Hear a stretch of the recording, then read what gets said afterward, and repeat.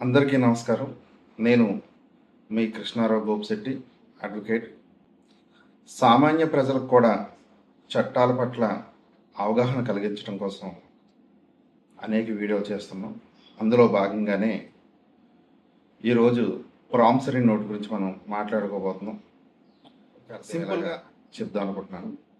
అదేంటంటే promissory note అంటే ఏంటంటే మనం ప్రామిస్ చేసి రాసిచ్చే ఒక నోటుని ప్రామిసరీ నోట్ అంటాం. ఓకే, ప్రామిసరీ నోట్లో మనం తీసుకోవాల్సిన అతి ముఖ్యమైన జాగ్రత్తల గురించి ఇప్పుడు మనం చర్చిద్దాం. అందులో మొదటగా డేట్. మన ఆ నోటు మీద ఎక్కడైతే డేట్ రాస్తున్నామో అన్ని చోట్ల ఒకే డేట్ ఉండాలి మొదటగా.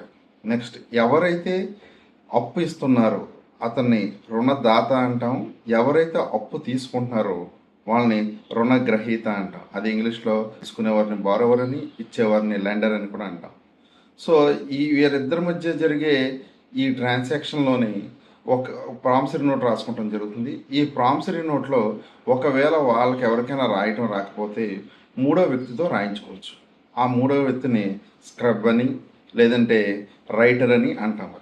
ఈ మూడో వ్యక్తితో ఈ ప్రామిసరీ నోట్ రాయించినప్పుడు ఎక్కడైతే రుణదాత రుణగ్రహీతలు వారి యొక్క పూర్తి వివరాలు సంక్షిప్తంగా నమోదు చేయాలి. అతని పేరు, తండ్రి పేరు, చిరునామా మొదలుగున్నాడు.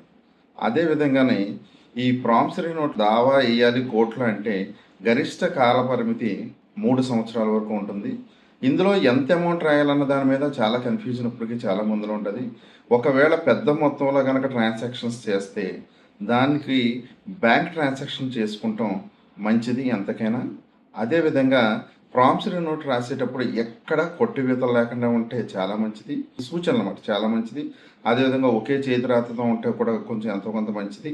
అదేవిధంగా కింద సంతకాల విషయానికి వచ్చేటప్పటికి రెవెన్యూ స్టాంప్ ఏదైతే అతికిస్తారో సగం రెవెన్యూ స్టాంప్ మీదకి సగం ఆ నోటు మీదకి వచ్చేలాగా మొదటి సంతకం చేయాలి ఎవరైతే రుణం తీసుకున్నాడో అతను. అదేవిధంగా దాని కింద ఇంకో సంతకం పూర్తిగా చేయాలి. ఒకవేళ సాక్షులు ఉన్నట్లయితే సాక్షి సంతకాలు కూడా క్లియర్గా చేయించుకోవాలి. అదేవిధంగా ఎవరైనా షూరిటీ ఉన్నట్టయితే ఆ షూరిటీ సంతకాలు కూడా మనం క్లియర్గా అర్థమయ్యేలాగా రాసుకోవాలి. ఇలా అన్నీ చేసుకున్నప్పుడు మాత్రమే ఆ ప్రామిసరీ నోటు చెల్లుతుంది. ఫ్యూచర్లో మీకు ఏమైనా ఇబ్బందులు వచ్చినా కూడా కోర్టును సంప్రదించడానికి ఉపయోగపడుతుంది.